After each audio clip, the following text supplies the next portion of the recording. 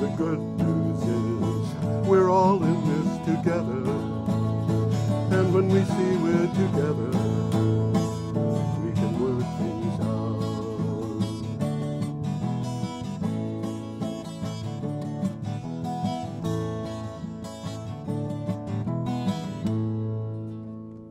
Hello, ladies and gentlemen. This is Energy Week with George Harvey, me, and the famous Tom Fennell in the flesh. Okay. Every day I go to the internet, prepare a set of synopses. What's the plural? Synopses. Synopses. Yeah, it sounds right. It's Greek. Yeah. All Greek to me. We've been doing this too long. This is the 272nd Energy Week program, by the way. We're going to have a party at 300, right? I suppose we do. Yeah. Let's keep going at least till 300 so we can have that party. I go to the internet and I find articles on energy and climate change, and I put together a 50 or 55 word synopsis for each that I find that I want to put up on the post, together with a link to the original article.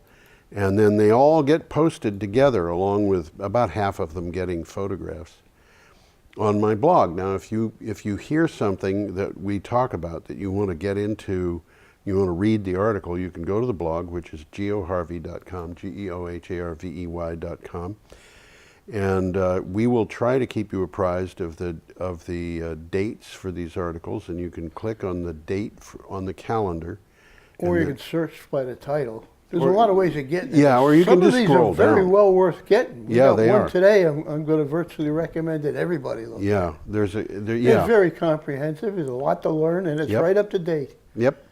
And so you can click on them. We're going to be starting on July 12th, which is a Thursday. It's a week ago today from the date that we are recording this show, which is the 19th. So that's where we're starting, and we're starting with an article in the Japan Times. I'll put this picture up. Where's the picture? The picture.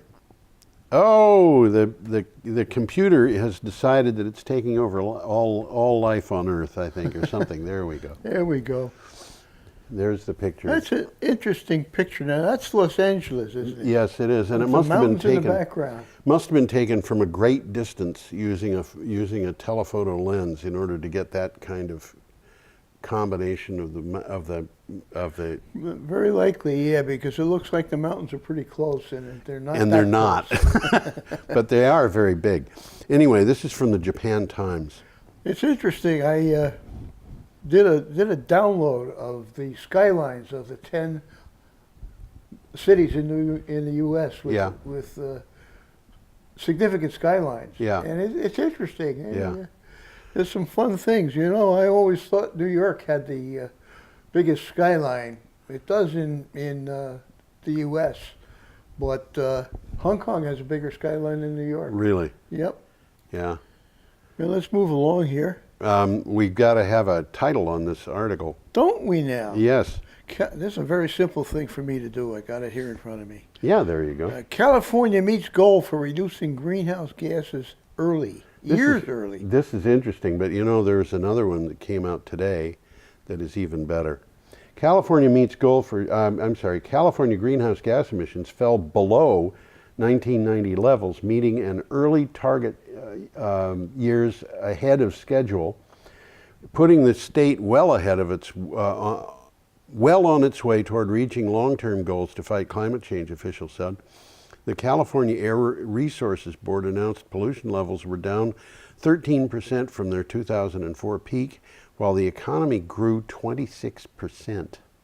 This is interesting because the economy is growing. Yes. But California has a very strict emissions law. Yeah.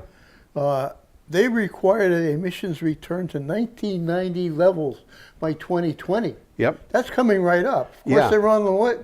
But they've already made that. In fact, they made this in 2016.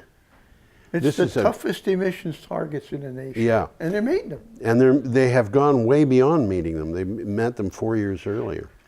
And the thing that is going to be in, I believe it's next week's show, I should look down just to make sure that I'm not speaking ahead. There was a thing about the yeah. It's in next week's show, which I know because it was in the news this morning, but we don't do this morning's news in this day's show. Be very difficult to accomplish. It would be hard to accomplish. It could be done, but it would be difficult. The UK has not only beat its 1990 goal, it has actually had carbon emissions drop to what they were in 1896. UK has. UK, that's, Wow. yeah. I knew they were moving, but I didn't think they were moving that fast. Well, they're moving. And without what I would call great guidance from this UK government. But nevertheless, should we move on, Tom? Yeah, we Okay. might well just as well. We've got an item here from the Citrus County Chronicle. Court backs Duke and Florida Power and Light in a class action suit over nuclear costs. This is kind of surprising to me. It is to me too. A federal appeals court backed Florida Power and Light and Duke Energy Florida in a class action lawsuit that sought to recover $2 billion in money paid by utility customers under a controversial 2006 nuclear power law. The law allowing utilities to collect money for nuclear projects that might never be built was argued to be unconstitutional. They collected $2 billion for nuclear projects that might never be built. So, and they're not paying for it out of their own pocket. no, they're getting it from their customers. Heads I win, tails you lose. That's right. Yeah, okay. Oh, boy. Well, do you think maybe there's something wrong in this country? Well, I see the heavy arm of politics involved in this one. It's politics in this country is a well-oiled machine paid for by oil. Absolutely. What can I say? And other corporate interests. Okay, we have an item from India today here. This is an interesting one. And it's a beautiful picture. Beautiful picture. There you go. World's only carbon negative country, Bhutan, is giving us renewable energy goals. And by the way, I might point out that the only way you can get to that I'll call it a castle. Monastery? Monastery. Yeah. Is to walk. Yeah. There's no roads. I guess you can get in there but with a helicopter. There are places in Europe you can't. I have been told there are villages in Switzerland that you cannot get to by road. Well, I can believe that. You can get there by horseback. But there's a bunch of these guys. Yeah, a bunch. All over Nepal. Nobody even knows they're there because there's no roads. Bhutan's prime minister had a goal of making his country carbon neutral to make sure Bhutan did not contribute to releasing carbon dioxide into the atmosphere. Now he has added a new policy of maintaining a minimum 60% forest coverage. Well, not too many people even know Bhutan exists. Yeah, that's true. It's up there in the land between India and China, or that part of China that used to be called Tibet. Does it border on Sikkim? Yes. But Sikkim, I think, is actually part of India. Is it really? I think it's an administrative I had thought it was an independent country. Well, I don't know. There's a small country. There's India to the left. Yeah. And Sikkim is, I think, to the right. Okay. And Sikkim is of questionable... okay. At any rate... India's claiming it, but I guess the Sikkimese might have other ideas. Yeah. There was an American woman who was the queen or the princess or whatever of Sikkim at one time. Oh, yeah? Yeah, that's how I know about it. I think they do have a king, but I think he's given allegiance to India or something. It's possible. It's kind of confusing. Well, a lot is confusing about India and Bhutan and places like that. Anyway, Bhutan is a country that's kind of like Andorra. How many people know where Andorra is? I do. Do you really? It's between between Spain and France. France, yeah. It's not much bigger than New York City. Yeah. Well, Bhutan is not much bigger than New York City, I don't think. It's about as big as Rhode Island. Anyway, they have a carbon negative plan, and now they're going to, because now they had a carbon neutral plan and they're planting trees. Well, this is interesting. They have discarded the concept of making government policies on the basis of gross domestic product, Yeah. which most countries do. Instead, they have based their decisions on the country's gross national happiness index. Although there are certain complaints about that. Well, according to a survey in 2015, 91% of its citizens are narrowly, extensively, or deeply happy. Well, that could be, but there have been charges that the country decided that it was going to achieve that goal in part by kicking out its Hindu population. Oh, is that so? They're not happy, huh? Well, they were not citizens of Bhutan either. They were a population that had come in from India. Okay. And there were people who were very upset because a number of the Hindus were told that they had to leave. That's interesting. And I don't know that that's true either. You know, that's just a report that I read. Report you read, yeah. Okay, we are up to Friday the 13th. Friday the 13th, and this is an item from Clean Technica. This is a good article. Tesla passed the 200,000 U.S. electric car deliveries in July, and GM will pass this year, and that's significant. It is significant. A Tesla spokesperson officially confirmed to Clean Technica that the company had sold and delivered 200,000 EVs in the U.S. The phase-out period of the federal EV tax credit is set to go into motion when a manufacturer sells its 200,000th EV in the country. The amount of tax credit will be cut 50% on the 1st of January 2019, with 2 further cuts to follow. So it's presently $7,500. Yep. And will be sold till the end of the year. Yes. At which time they cut it in half. Yes. Wait 6 months and cut it in half again. Wait 6 months and cut it in half again. But, and then it's gone. But the point is, if you want to buy a Tesla, you want to do it before the end of the year. And you better believe that people are aware of that. Oh, yeah. Tesla is going to have a big quarter. People are aware of that. Yep. Now we've got an item from Science got a picture coming up on this magazine. That's correct. We do. This is kind of neat. Yeah. This is really kind of neat. Well, this article actually talks article's about good. stuff that we have talked about Yes, we on this have. show from years ago. Absolutely. And it's an very interesting thing, and it could be very important. It could be very important. That's right. Well, let's talk about what it might be. Well, let's get Ammonia, a renewable fuel made from sun, air, and water, and it could power the globe without carbon. Australia boasts a renewable energy potential of 25,000 gigawatts. Now, 25,000 gigawatts is the equivalent of about 25,000 large nuclear power plants. Sure it is. One of the highest in the world, and about 4 times the installed electric production capacity of the entire planet. Well, that's the potential of Australia. Yeah. It could power the planet. It could. A chemist at Monash University says, Monash University, by the way, was named after John Monash, who was their great general, the military hero of Australia, who was almost kicked out of his job because Rupert Murdoch's father couldn't stand the fact that he was a Jew who was born in Prussia. Oh, boy. During the First World War, when the United States was fighting against Germany, which of course was Rudolph Murdoch's father. And his mother was Jewish. Whose mother? Murdoch. Really? Yeah. I didn't know that. Well, you know, I've known people who were anti-Semitic and married to Jewish people, or in fact were Jewish people. Yeah, there's a few anti-Semitic. A few of them. Well, you can't call them anti-Semitic Jews. You have to call them self-hating Jews. Well, that's the official name. My ex-wife's mother was one of them. Believe me, I know about this very weird phenomenon. But I should read this. Australia boasts, let's see. Yeah, you're talking about a chemist at Monash University says the energy can be captured and stored for later use by making ammonia, which is a carbon-free fuel. Well, that's the importance. You could store energy using ammonia. Yeah. Now that's hard to do. This is the trick. We've talked many times about the fact that it is difficult to store hydrogen. Bingo. Okay. Almost impossible. Now, you can store far more hydrogen bonded to ammonia. Yep.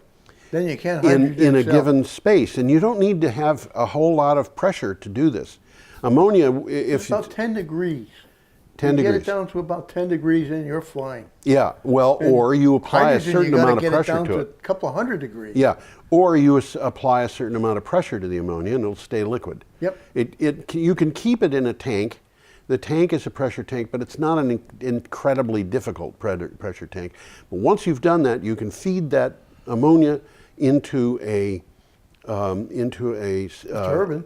Well, you could, but in this case, into a fuel cell. Yep. And the fuel cell Generates electricity. which gives you an enormously long range in an electric vehicle. Yep.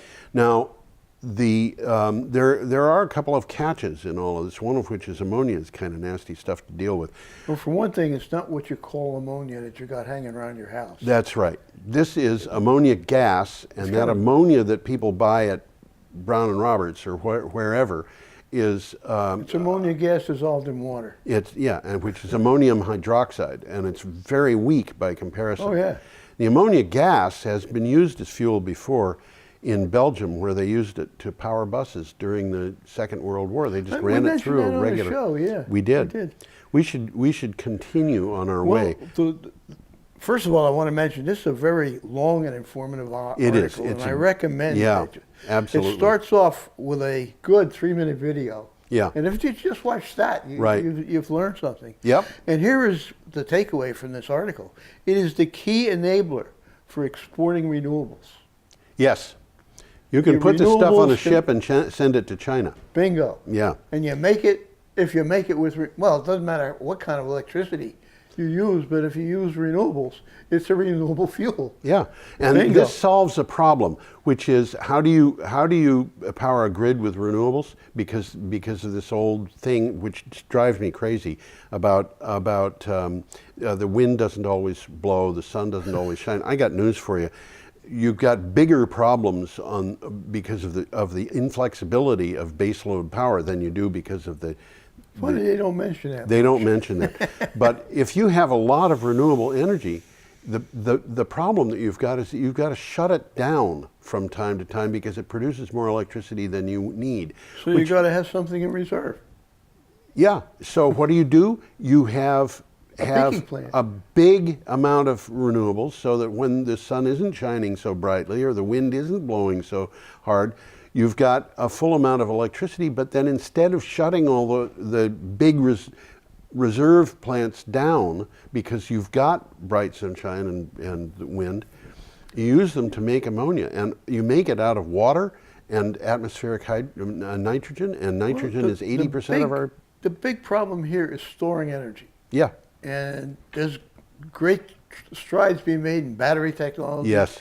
There are other alternatives. We saw one, talked about it on the show, where they run a train up a hill Yes. and they bring the train back down and Run the train back down the hill to get And then energy, there's pump storage right there in Northfield. which is like the train up the hill. Yeah, And the basically it is. It's water up. Pumped storage plant, Yeah. which was there to back up Vermont Yankee, had a capacity that was double Vermont Yankees, which is the baseload power thing. I think we should move on, Tom. I think we should. PV Magazine International has this next item.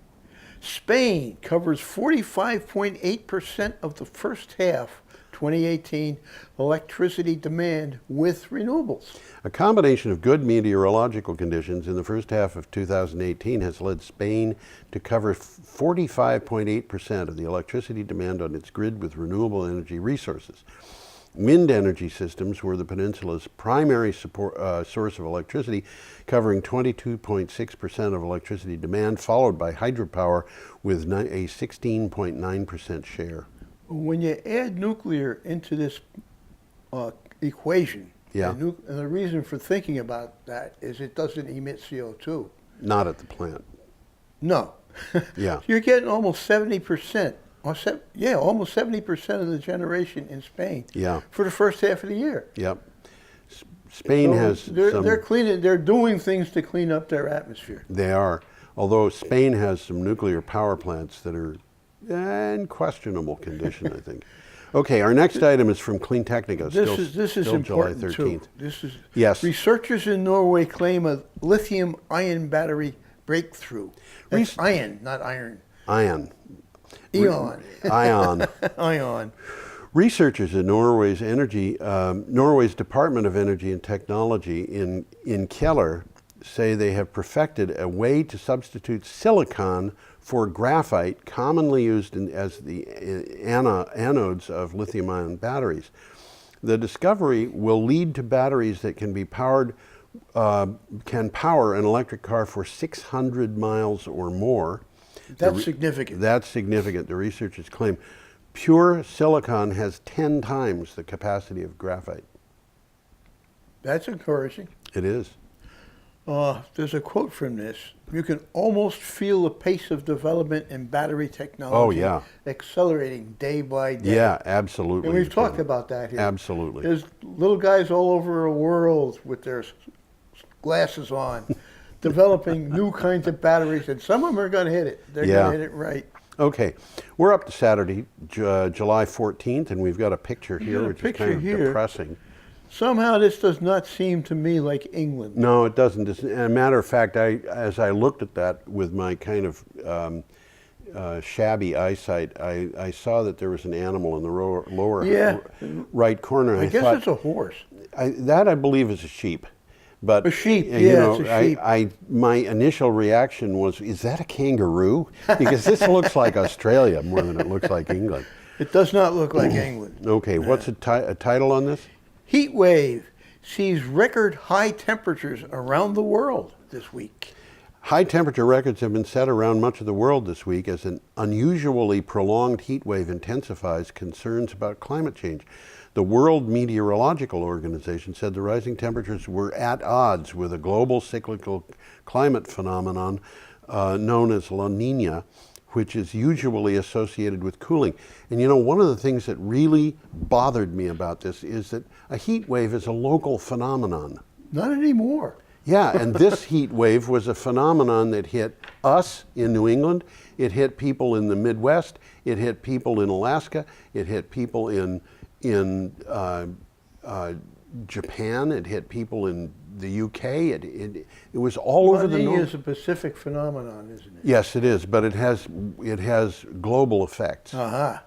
And when El Nino comes, you have warmer weather worldwide, and when La Nina comes, you have cooler weather. Supposedly, yeah. But this week... I got some takeaways from this one. 2018 is the hottest La Nina year to date on record. Yeah. And what's unusual about it is the worldwide scale of the heat wave, just as you were saying. Yes. I got some other takeaways here. California has air-conditioned-induced power shortages. Okay, Chino, California hit 120 degrees Fahrenheit. Wow. Algeria has the hottest temperatures ever recorded in Africa. Britain has its third longest heat wave, melting the roof of the Science Building in Glasgow. Oh, no. And Shannon Airport hit 90, which is very hot for Ireland. My daughter lives just outside of Glasgow. Yep. Well, she was uncomfortable. She sent me an email complaining about this. But Britain, or England, I should say, because what I read was England, not Britain. England has had 22% of the expected rainfall this year. So in addition to hot, it's dry. It's incredibly dry. I mean, you see that picture. Well, Taiwan hit 105. Yeah. And typically there's cooling relief at night. It isn't happening. Yeah. Okay, and the concern is that weather fronts, hot and cold, are being blocked more frequently due to climate change. This is what's happening. The weather is not just warming up. It causes droughts and storms to linger. It's getting weirder. And that means we have longer droughts, we have heavier storms. You know, we collect rainwater where I live for the garden. We don't use tap water. Yeah. And we have a collection system which is fairly extensive. And in this last rain, which only lasted a little over a day, it was very heavy though. It was very heavy. We collected over 500 gallons of water in that one rain. I can believe that, yeah. You know, bang, there it was. We had empty tanks and all of a sudden they were full. That's 10 barrels. Actually, that's 10 barrels. We had over 500 gallons. I haven't calculated the amount, but we had 3 barrels and 4 100-gallon tanks all filled up. Actually, it wasn't 3 barrels, it was 5. So it was over 600 gallons. And then we've got several hundred gallons, like 750 gallons of water in the greenhouse, which is used for raising fish. Well, we got to be quiet about this next one coming up. The U.S. is burning up, but no one wants to talk about the elephant in the room. This is from Science Alert. In the last week of June, broad areas of the United States were hit by a powerful heat wave, same heat wave, stretching across the country, breaking 227 U.S. records in the first week alone. A new and distressing point from Media Matters reveals that most major broadcast TV networks are completely ignoring the link between the unprecedented heat waves and climate change. Isn't that interesting? We are not being served by the model we've got that it allows the marketplace to put politicians in office. Well, yeah, you're right there. A little takeaway here. Out of 127 segments on ABC, CBS, and NBC featuring the U.S. heat wave, only one bothered to mention climate change. Yeah, right. Okay, we're up to Sunday, July 15th. Well, we got a nice picture We coming have up a here. very This nice is picture. interesting. Now, that's a guy's finger. Okay. Yeah, with a fern on it. That, believe it or not, is a fern. I've seen those things. I always thought they were little evergreens. They're ferns. They're ferns. Yeah. And the other plant that we're talking about here is also a fern. This is from the Inquisitor. And it's called the azolla fern. Yeah. Tiny azolla fern could help reduce negative effects of climate change. Now, this is interesting. It is. In a study published in the journal Nature Plants, a multinational team of scientists discussed how they sequenced genomes for tiny ferns, and I'm not going to give you the, well, I should, Azolla filicculoides and Salvinia cuculata. Cuculata. The research, yeah, right.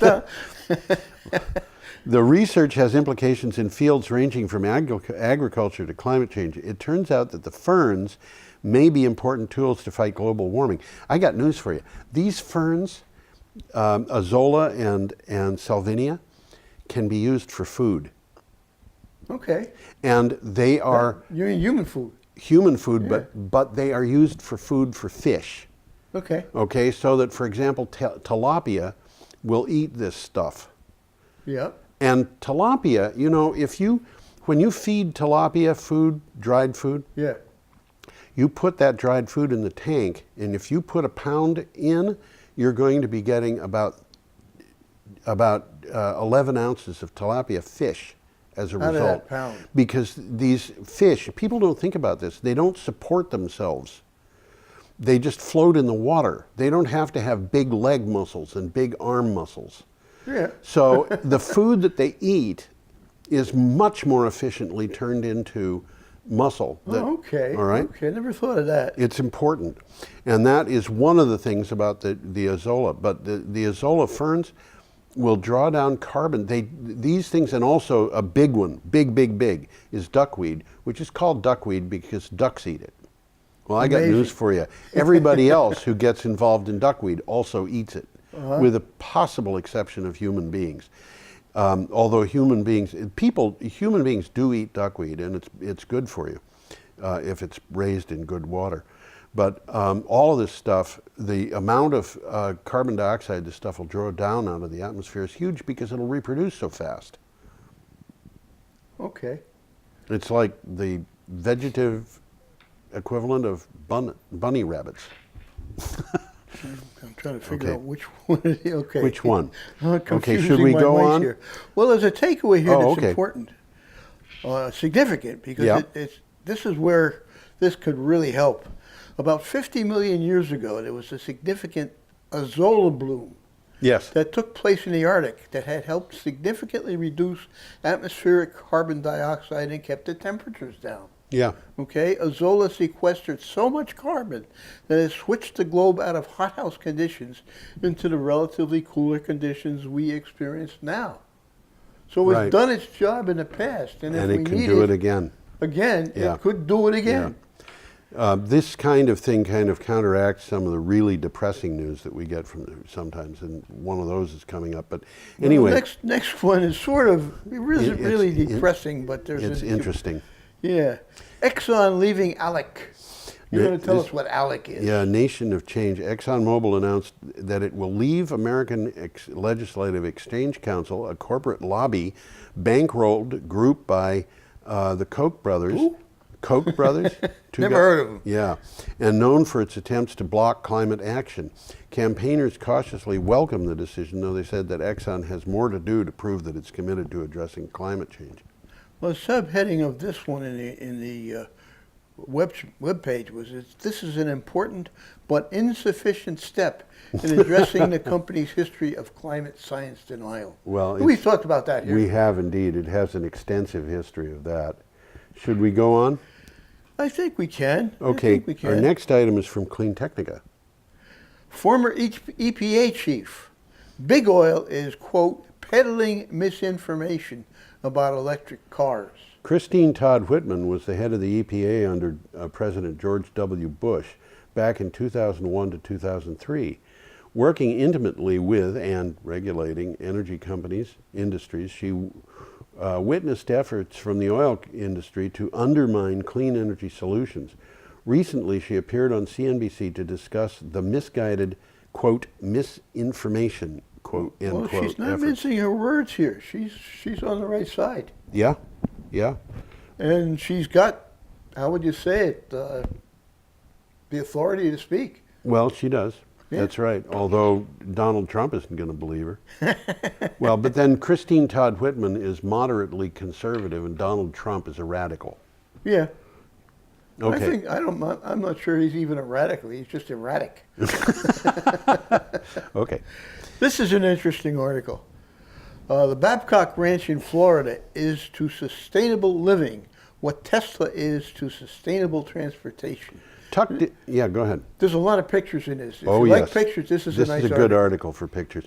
Tucked into a corner of southwest Florida, about a half hour from Fort Myers, Babcock Ranch is what developer Sid Kitson calls the most sustainable new community in America.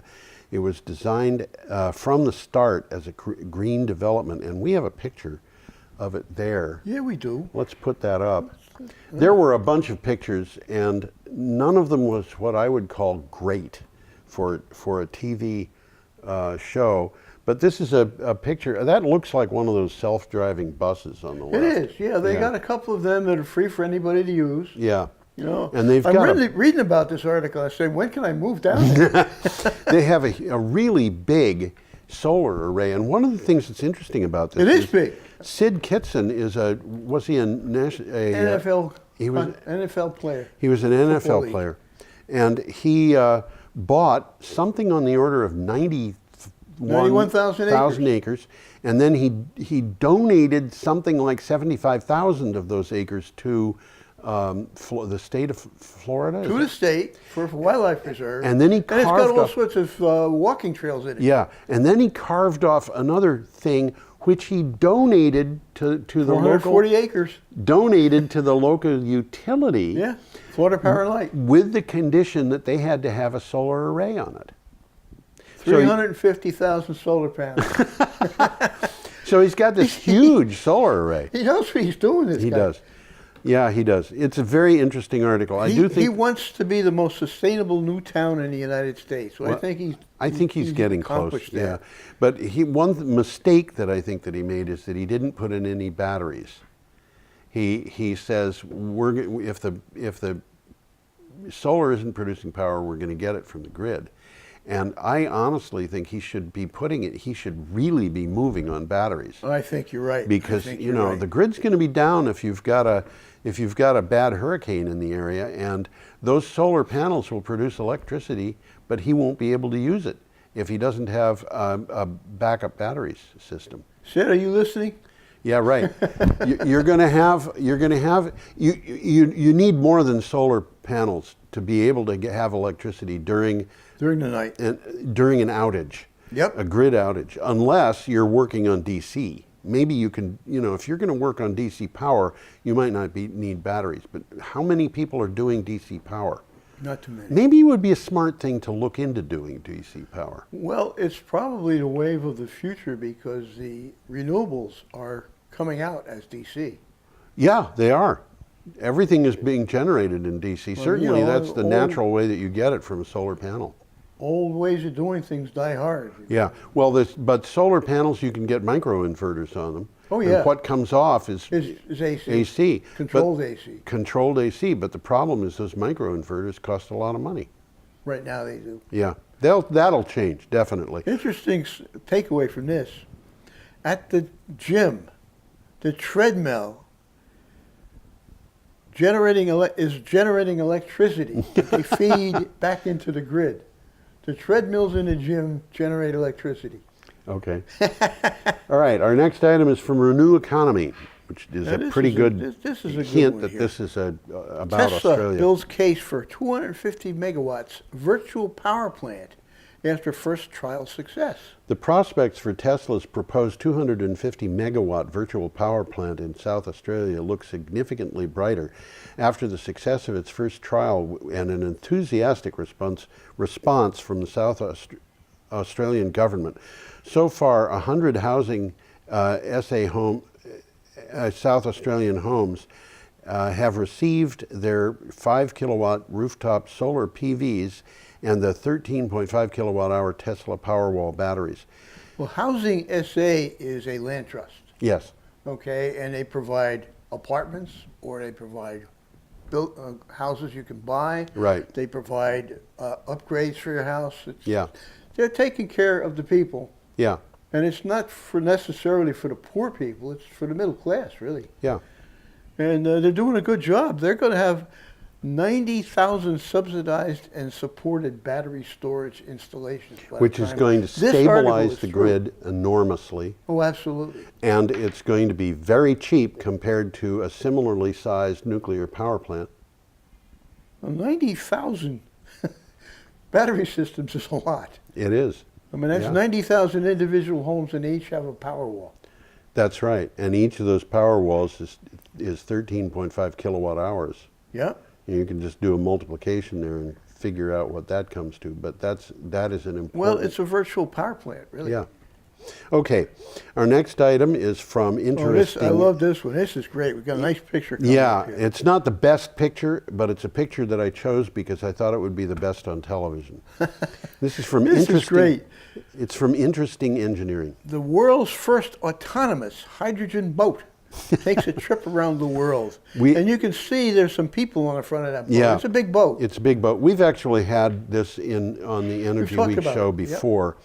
We have seen news about the cruise ship Energy Observer, which caught the world's attention as it sails around the world on a 6-year cruise.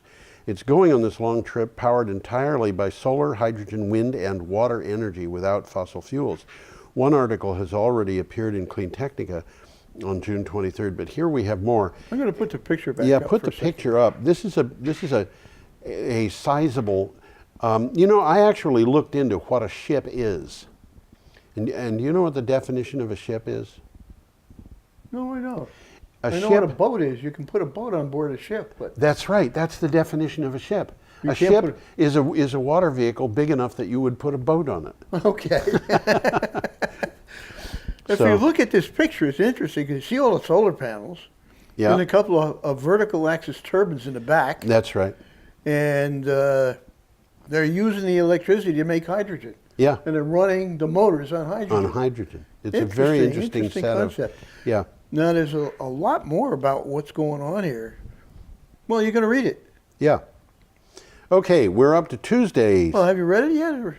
Oh, go ahead. I'm going to read. Well, I read the Oh. headlines, so you got to read the. I know I read that. Did you? Yeah, I did indeed. I Without- remember. Okay. Yeah, One Okay. article has already appeared here on June 23rd. that's right. And I Yep. translated the June 23rd to Clean Technica, I think. Well, the plan is for this vessel to travel to 50 different countries.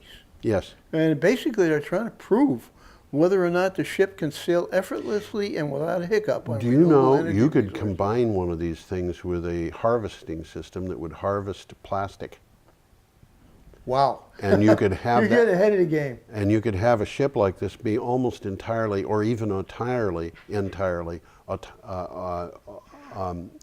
autonomous, so, robotic, so that it wouldn't even need a crew, and you could clean up the oceans with these I things. mean, just let it run and pick up plastic. Yeah, Huh? yeah. That's And the next stage. That's for the next one that they do. somebody's going to have to do something because we've got problems that are just unbelievable. Okay, we're up to Tuesday. That's another thing you're not supposed to talk about. Well, we have to talk about. Listen, the International Renewable Energy Agency has said that in order to keep climate change down to 1.5 degrees Celsius, we're going to have to multiply the changeover, the speed of the changeover, away from fossil fuels by a factor of 6. Okay. And I got news for those people who believe in a free market, which I happen to think there is no such thing as a free market. It's been taken over by 2 guys in Wichita, Well, among others. but among yeah. others. But The there's last no thing way. these guys want is a free market. Yeah, there is no way that's going to happen without a government stepping in and saying, "This is what we're going to do," you know. And if But that's socialism, man. yeah, well, Let's move on here. yes, China and the EU reaffirm the Paris Climate Commitment, and they vow more cooperation. Now, we've talked about this sort of peripherally, yeah. but it's happening. It is. ETEnergyworld.com is the source of this. China and the EU, European Union, reaffirmed their commitments to the Paris Climate Pact and called other signatories to do the same. That means Donald Trump, saying action against global warming is increasingly important. After President Donald Trump's decision to withdraw the U.S. from the agreement, China and the EU have emerged as world leaders on climate change. I got news for you. Say that again. China and the EU are the world leaders on climate change. Yeah, I got we've talked news for about you. that here. China and EU are not just leaders on climate change. They're way out ahead of the United States on a bunch of issues. They are becoming very important. Well, China, We're throwing it to them. how many people even know where Shenzhen is? A city in China. Okay, it's a big city. I think It's there's very big. sixth Yeah, you're largest right. city. It's Shenzhen has 16 times as many electric buses in it as the United States, the whole country, does. The Chinese are manufacturing electric buses at a rate of about 100,000 a year. The United States has so far been making less than 1,000 per year. This is a $50 billion market that the United States is not even engaged in. Why? the Chinese are planning and we're not. We have got people in this country who want very much for us not to plan. Exactly. And they are paying. They want to do the planning. They want to do the planning for their own benefit, and they are paying the Congress, the election campaigns for the members of Congress and for the President of the United States in order to make sure that those organizations are doing things the way they want them. And I'm not making this up. They No, you're actually not. said they were doing this. Well, it's pretty evident if you start looking at what's going They on. announced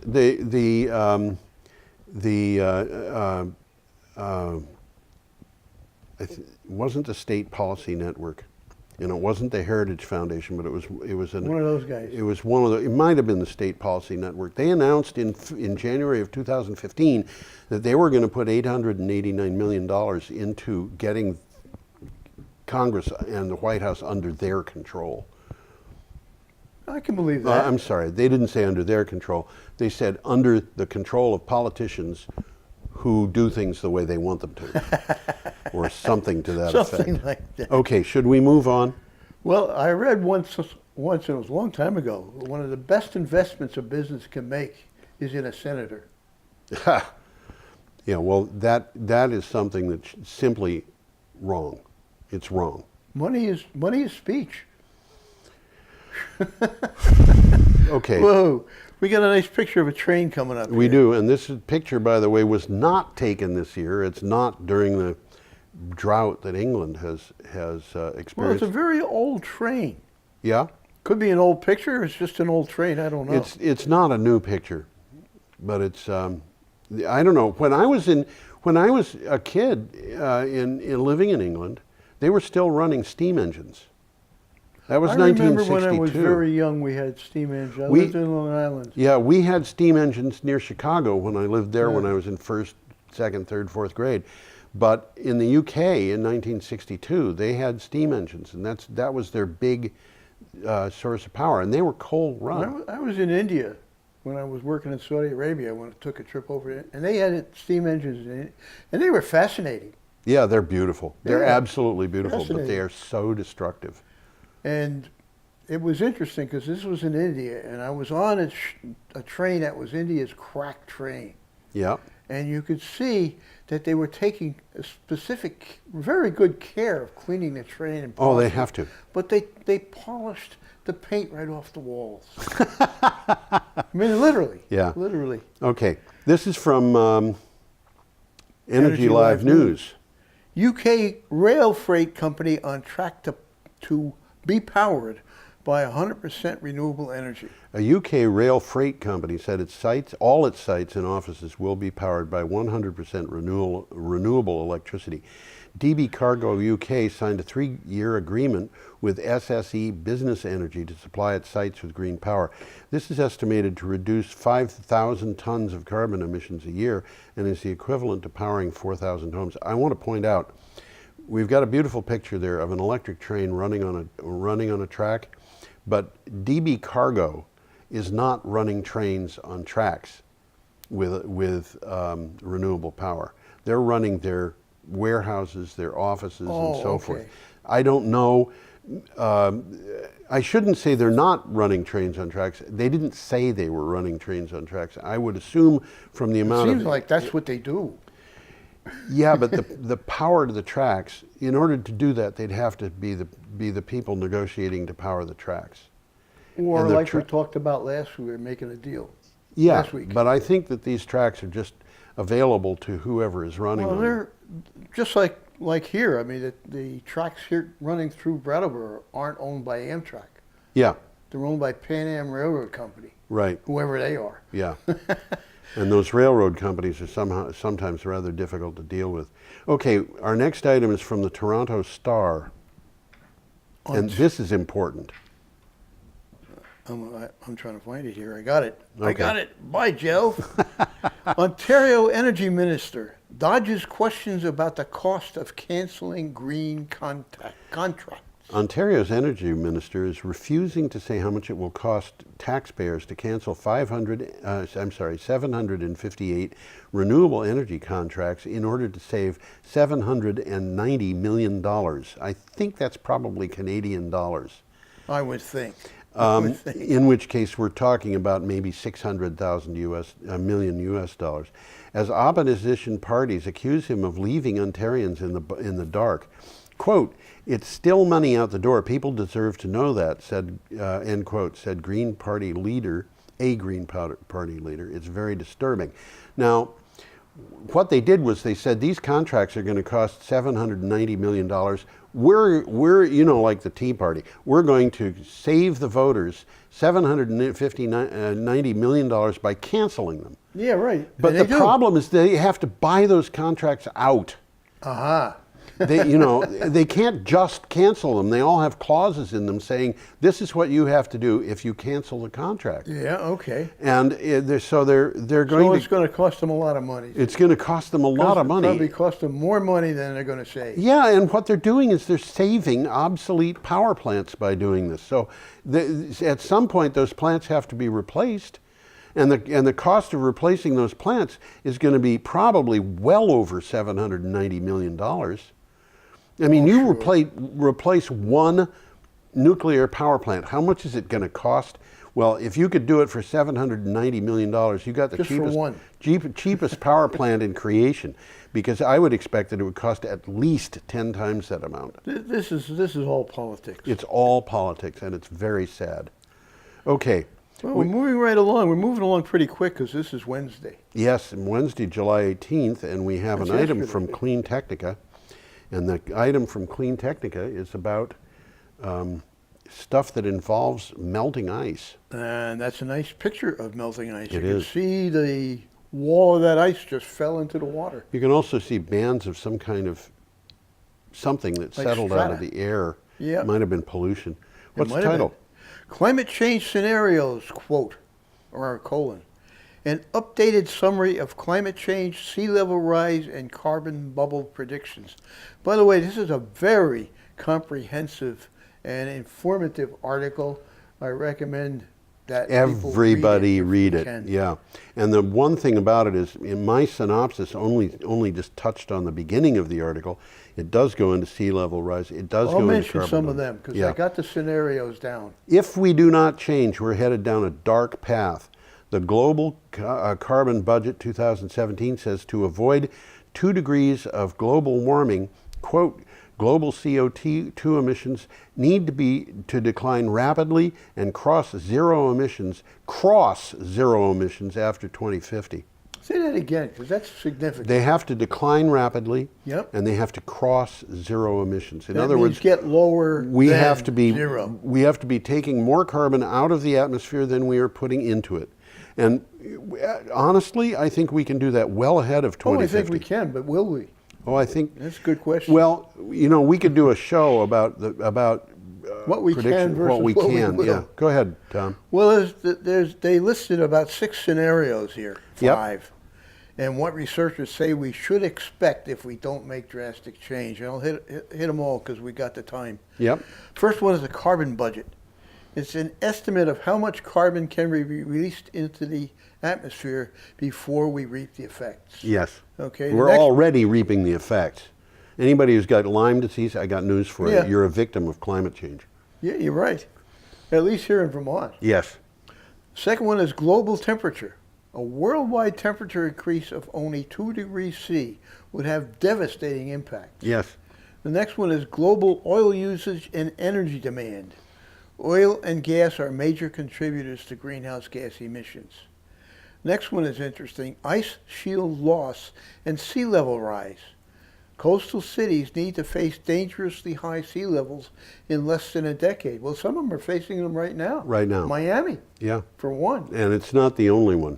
New Jersey Charleston. is in rough shape. Yeah, Charleston, South Carolina has got the same Well, the whole problem. Jersey Shore is in The trouble. whole East Coast, the whole Gulf Coast of the United States. Yeah. And the only reason why the West Coast isn't as affected is because there aren't as many cities on it. And final one, the carbon bubble. Yeah. And I'll explain what that is. You go ahead. If not deflated early, it could lead to a discounted global wealth loss of between $1 and $4 trillion. Now, Well, the global bubble, technological change is reducing global demand for fossil fuels, yeah. which could peak in the near future, creating a dangerous carbon bubble that could burst with massive economic and geopolitical consequences. Well, this is the thing that the If people people aren't buying. Yeah, the people who are Carbon. controlling these industries. I'm talking about ExxonMobil. I'm talking about Murray Energy, which Yeah. digs coal. I'm talking about the Koch Industries, which Koch, has got of course. thumbs in both of those and in chemicals. We talk about They're big. looking at the short-term effects in their pocketbooks. That's right. But they also know another thing, and that is if we're going to address climate change, they're going to have to go out of business. Or they're going to have to change their business Radically model. change their business model. And the Yep. Koch brothers don't want to go out of business, and they don't want to change their business model. These are guys who are in their mid-70s. They don't want to have to figure out a different way of making a living. You would think they wouldn't have to make a living anymore. Well, they're among the richest people in the United States, but what it's do wealthy insufficient. people want more than anything else? More wealth. More. Yeah, Just more. that's right. Okay, should we? Is this the last one? No, there's. Yeah, this is the last one coming up. This is the last one coming up. Investment in renewable energy drops as fossil fuel use increases. No, we got This two is more. this is from Yeah. Engadget. Global investment in renewable energy is on the decline. This is renewable energy investment is This declining. is interesting. Why is that happening? Well, largely it's because the cost of renewable energy is declining so fast that even though they're It's not expanding that it, good of a even though investment anymore. No, even though they're expanding the amount that's going in, the costs have declined so much that they don't need as much money to be invested in order to keep up with the amount of investment. So the investment's going so out. the investment is going up, but the investment dollars is going down. That's Because correct. It's a That's Okay. correct. The That makes amount, sense. That does make sense. capacity is going up. I was But they're scratching my worried head on about it that. anyway. The International Energy Agency said, this is the International Renewable Energy Agency, governments are failing to keep the Paris climate promises. Yes, that's true. Investment fell 7% to $318 billion last year, but fossil fuels' share of energy investment rose for the first time since 2014. Now, I want to address that other thing too. This, I think, is a statistical blip, okay? For example, in the United States, we have been adding natural gas burning power plants this year faster, much faster than we had in last year or the year before that or the year before that. Because it's a natural gas bubble. Because of a natural gas price decrease that happened 4 years ago. Because of the bubble. Yes. Yeah. Now the bubble has popped, Uh-huh. but the plants are already nearly built, so they just finished them. Okay. What does that mean? Well, it means you got a huge increase in the use of natural gas, but it's not going to last It's not forever. going to last, right? And next year, you know, as the current new plants are being built, old plants for natural gas are already being closed down. And my guess is that next year we're going to see declining amounts of natural gas Well, we're going to run capacity. out. I mean, this fracking isn't going to. The fracking is not going to do it forever. No. Okay, should we go on to the next Yeah, one? this is the last one. And this is a pretty picture. Yeah, we got a nice picture here. Yeah. The article Let's has a get to- different picture, by the way. I had to go to the internet to find this picture. Oh, did you? Which came from NOAA. But If you look closely in that picture, every one of those islands has houses built on it. I didn't see that. Really I see them in the small. foreground. They're on a lot of them right on the shore. Yeah. In the foreground, you can see them. The Yeah. little settlement there. Okay. It looks like it's like one house, two houses per island. Yeah. This is from a publication called Fast Company. This island nation is making the fastest ever shift to renewables. It really is. Yeah. By the way, the article had a picture that was very like that, but I wasn't able to extract it from the article. That happens a lot of the time. Over the next year and a half, the Pacific island nation of Palau will shift to 100% renewable energy at no cost to the government in what is likely to be the fastest national transition to renewable energy ever to occur. In a new program, the partners behind the work in Palau plan to now help other small islands do the same thing. I got news for you. Anybody could do this. Yeah. I mean, Brattleboro could do it. We could just that's say, what they're we're going to go saying. to renewable energy, and we're going to have somebody put it in right here in Brattleboro. You know, it could be done in River City, Iowa, you know, right here in River Absolutely. City. Because there are people who will make that investment. And this, I think, is part of the clue to addressing climate change, and that is to enable that investment on a wide-scale basis. That's the takeaway from this article, really. Well, what's going on here is Palau currently relies on diesel fuel Yes. to supply almost all of its electricity. Yes. It's both polluting and expensive. Yes. Okay? They plan to stop buying diesel, go 100% solar with battery storage by the end of 2019. And they're going to offer a blueprint for other island nations to do the same. Which you can download from Yeah. someplace or other From for their at a web. cost of $10. Residents currently pay more I'm than kidding about twice the as much $10. per kilowatt hour than we do. Yes. And the minimum wage there is $5,000 a year. So the percentage of their income that goes to electricity is very high. Very high, even though they use very much less electricity than we do. This Palau, I mean, who ever heard of Palau? I have. It's about halfway between the Philippines and Guam. It's absolutely in the middle of nowhere. Yeah, it was an important area during the Second World War, which is why I know about it, because I have read a lot of books about the Second World War. My father was He was in the Navy then. He was in the Navy. He was on a destroyer in Pearl Harbor, stationed on a destroyer in Pearl Harbor. He wasn't actually at the destroyer at the time. He was out to sea. But he was stationed on that destroyer when Pearl Harbor was bombed. And he was on a destroyer off Okinawa when the war ended, and he had 13 battle stars, which is the most of any person in the Pacific. Other people had 13 also, but he had 13. That's significant. See, So- a lot of action. I was interested in that when I was a little kid. Boy, Joe, Come back next time. you'll come back now, you hear?